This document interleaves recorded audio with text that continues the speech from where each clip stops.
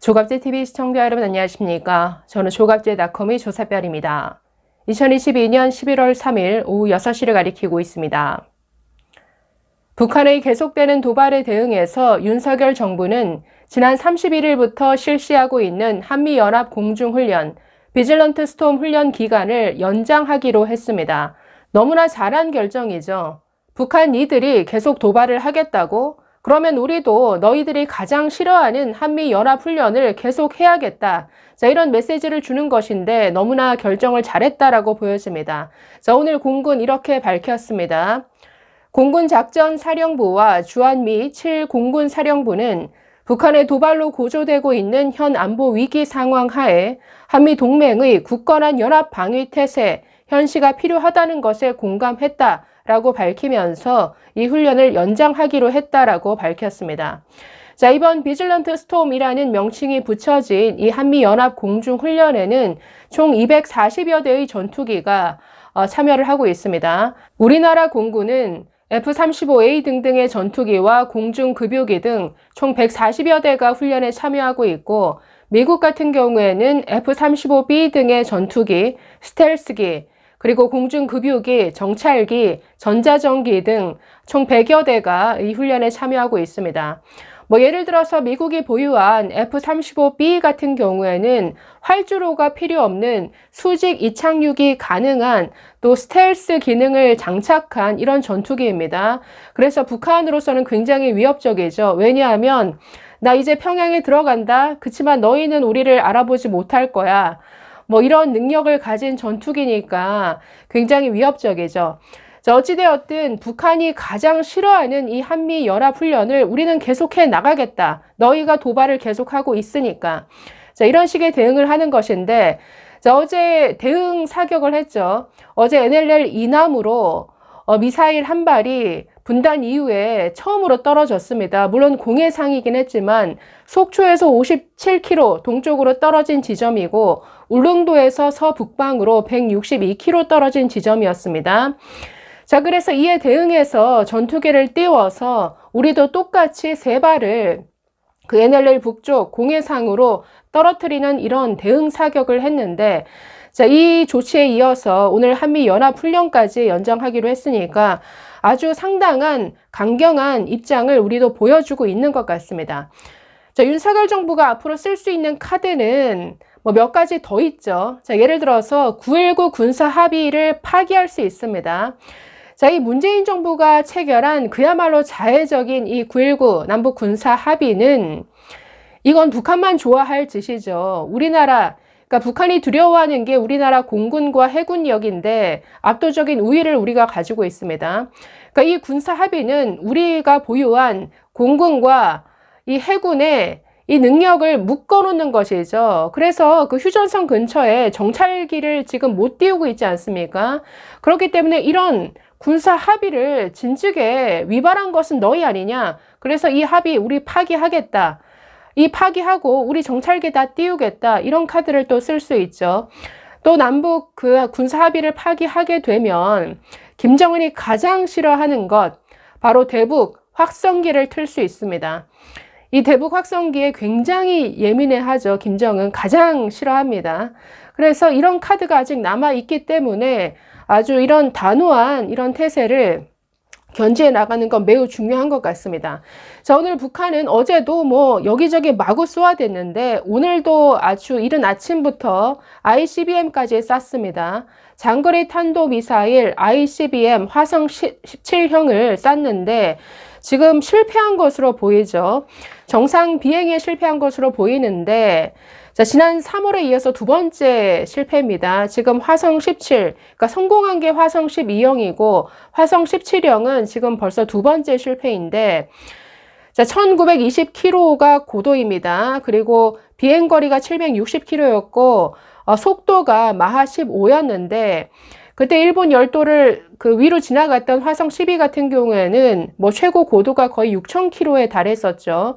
그리고 그때는 속도도 마하 20으로 탐지가 됐으니까 뭔가 1단, 2단 분리에는 성공했지만 그 이후에 제대로 속도를 내지 못하면서 가다가 중간에 떨어진 것으로 보입니다.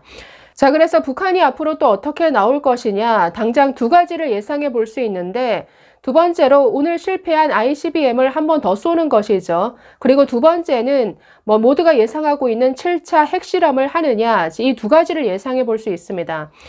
첫 번째 그 화성 그 17형 ICBM 한 번 더 쏠 수 있는데, 그동안 북한은 항상 늘 두 발을 준비를 합니다. 그래서 하나를 쏴서 실패를 하면 그 원인을 분석하자마자 곧바로 또 쏘아 올리는데, 오늘도 그 실패했기 때문에 아마 그 원인을 찾아내는 대로 또 쏠 수 있는 가능성이 있습니다. 두 번째는 7차 핵실험. 이건 봄부터 다 준비가 됐다. 언제 쏘는지가 문제다. 그 시점은 언제가 될 수도 있다.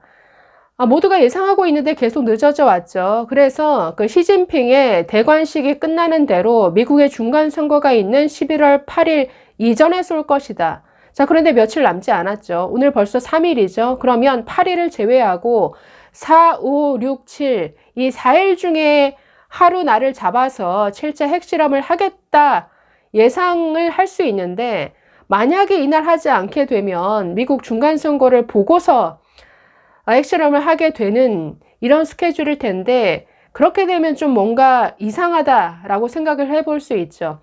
왜냐하면 지금 뭔가 7차 핵실험 준비에 이상이 있는 게 아니냐, 이런 분석을 전문가들이 하고 있습니다. 왜냐하면 7차 핵실험 하려고 하면 그냥 조용히 하면 되죠. 이렇게 마구 미사일을 정말 미친 듯이 쏴대는, 이게 좀 너무 과장됐다라는 것이죠. 뭔가 7차 핵실험 준비가 다 고도화되어 있고 다 준비가 되어 있다라고 하면 그냥 단행을 하면 되는데, 그건 계속 미루면서 이런 식의 국지적인 도발을 계속한다. 그런데 이렇게 마구 쏴댄다. 너무 과하다는 거죠. 뭔가 이런 과장된 제스처가 뭔가 그 내부에서 벌어지고 있는 문제점을 감추기 위한 의도가 아니냐, 그러니까 이런 식의 분석을 하기도 합니다. 자, 그럼 북한이 어떻게 나올지는 대체로 예상이 되는데, 그렇다면 우리 정부는, 우리는 어떤 입장을 견지해 나가야 되느냐, 이게 문제겠죠. 자, 아주 단호한 태도를 일관되게 보여야 합니다. 자, 이 북한은 어떻게든 한미일 이 연합을 흔들려고 하죠.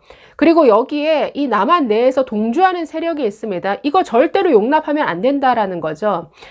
자, 지금 과거 이 미국과 이 북한 간의 협상에 있어서 완전히 180도 달라진 게 있습니다.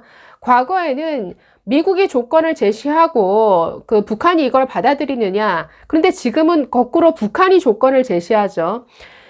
그러니까 미국은 우선 그냥 일단 만나서 뭐든 얘기를 해보자라고 나오는 반면에, 북한은 여러 가지 조건을 제시합니다. 4가지 정도죠. 첫 번째는 당연히 핵 보유국으로 인정해 달라라는 요구죠. 우리를 인도나 파키스탄처럼 대우해 달라라는 요구인데 이거 못 받아들이죠. 두 번째는 한미 연합훈련 중단해라. 세 번째는 미군 철수해라. 네 번째, 북한에 대한 대북 제재, 국제적인 대북 제재 이거 풀어달라. 자, 이 4가지 요구 모두 우리로서는, 또 역시나 미국도 마찬가지로 받아들일 수 없는 조건입니다. 그래서 받아들일 수 없는 조건을 내민다라는 것은 협상하기 싫다라는 거죠. 계속 핵 보유국, 우리 이거 끝까지 만들어 나가겠다. 자, 여기에 있어서 우리도 일관된 자세를 견지할 필요가 있습니다. 절대, 그러니까 항상 이 북한은 각근 전략이라고 하죠. 이 한미일 연합 중에, 그러니까 갓 중에 한쪽 끝만 잘라내면 이거 흔들린다라는 게 북한 생각입니다. 그래서 한미일 연합이 그 어느 때보다도 중요한 시점인데, 당장 이재명을 비롯한 민주당부터 지금 이걸 남한에서 먼저 흔들고 있죠. 한미일 연합훈련에 대해서 극단적인 친일 행위다라고 말하는 이런 이재명, 이 발언 자체가 완전히 이적 행위 아닙니까? 그래서 그 어느 때보다도 한미일 이 공조 연합훈련이 너무나 중요한 시점이다라는 것이고, 이걸 흔들려는 남한 내의 어떤 발언에 대해서도 이건 아주 단호하게 물리쳐야 되는 이런 시점인 것 같습니다. 두 번째는 당연히 우리도 전술핵 배치라든가 핵 공유라든가 핵에 대해서 우리가 마실 수 있는 여러 가지 지금 대안들을 지금은 확장 억제, 쉽게 말하면 핵 우산인데, 확장 억제 강화에 더해서 뭔가 전술핵 배치라든가 다른 카드까지도 고려해야 될 이런 시점인 것 같습니다. 어찌되었든 북한의 도발은 계속되는데 윤석열 정부 아주 원칙을 가지고 잘 대응하고 있는 것으로 보입니다.